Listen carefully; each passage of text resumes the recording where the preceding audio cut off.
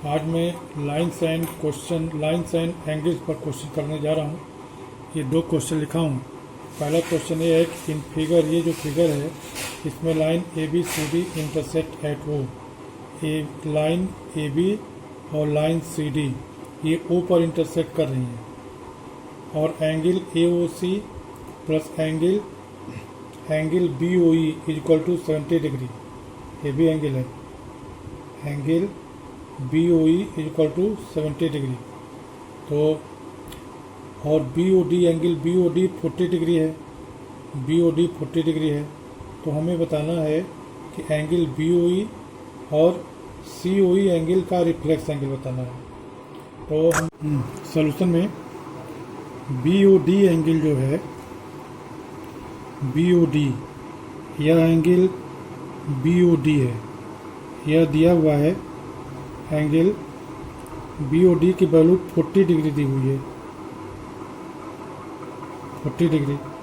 तो angle C O A और angle B O D, angle C O A, ये angle C O A और angle B O D ये vertically opposite angle है, इसलिए ये भी 40 डिग्री हो जाएगा, यह भी 40 डिग्री हो जाएगा। तो जब ये भी 40 डिग्री हो जाएगा, और हमें ये भी दिया हुआ है कि angle A O C, angle B O E, angle A O C plus angle B O E, angle A O C plus angle B O E, ये दोनों मिलाकर के 70 डिग्री दिया हुआ है। एंगल ए ओ सी और एंगल बी ओ सी मिलाकर के 70 डिग्री दिया हुआ है। अब हम यहाँ से लिख सकते हैं कि angle A O C plus angle C O E plus angle E O B is equal to 180 degree, ये लिख सकते हैं हम। ये एंगल प्लस ये एंगल मिलकर के 180 डिग्री हो जाएगा। अब एंगल ए ओ सी और एंगल बी ओ ई मिला करके 70 डिग्री दिया हुआ क्वेश्चन में, और एंगल सी ओ ई ये ऐसे ही लिख देंगे, इज इक्वल टू 180।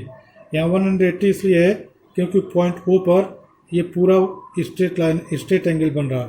तो स्ट्रेट एंगल 180 डिग्री का होता है। तो यहाँ से एंगल सी ओ ई की वैल्यू हो जाएगी 180 माइनस 70 इज इक्वल टू 110।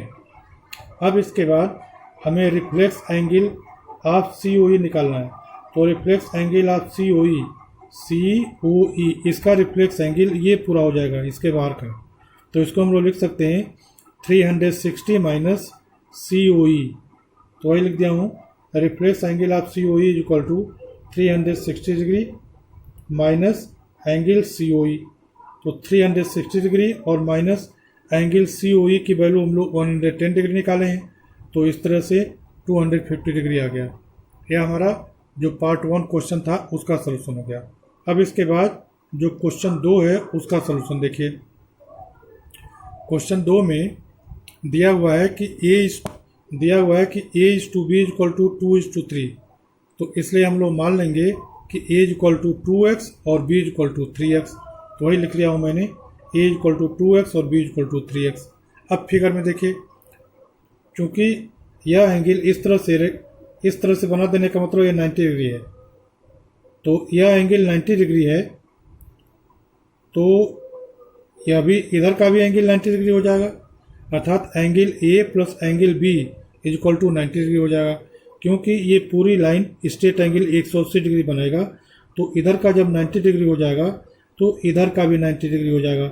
तो इसलिए हम लोग कह सकते हैं कि angle A plus angle B is equal to 90 degree. तो वही मैंने लिख दिया, angle A plus angle B is equal to 90 degree. अब क्योंकि एंगल पी ओ वाई वही 90 डिग्री दिया हुआ, अब ए इज इक्वल टू 2x आ गया है और b is equal to 3x। तो इसमें ए की जगह पर 2x और b की जगह पर 3x लिख दिया, इज इक्वल टू 90।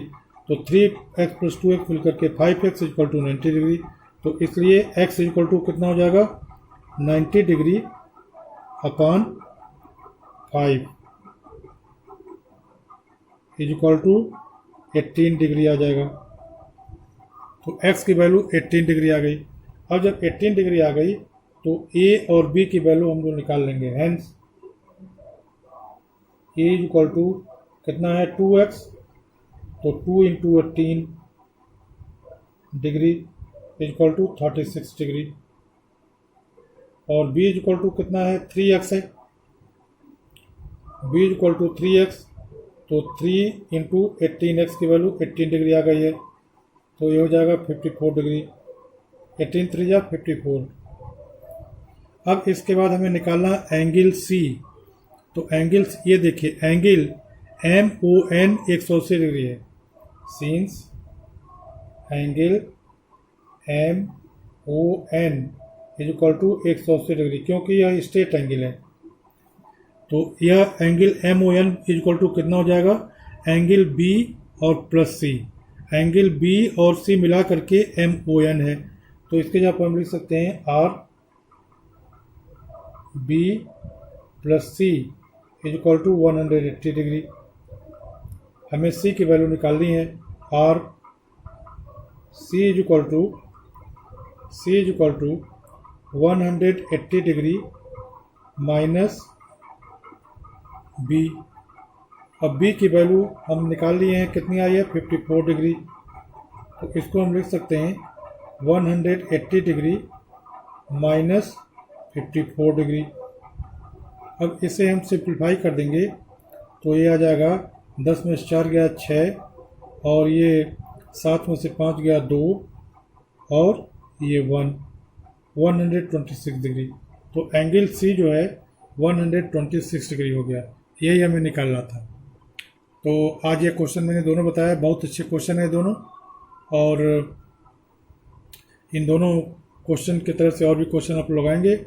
और कोई दिक्कत होगा तो कमेंट बॉक्स में कमेंट कीजिएगा, मैं उसका सलूशन यहाँ से भेज दूँगा।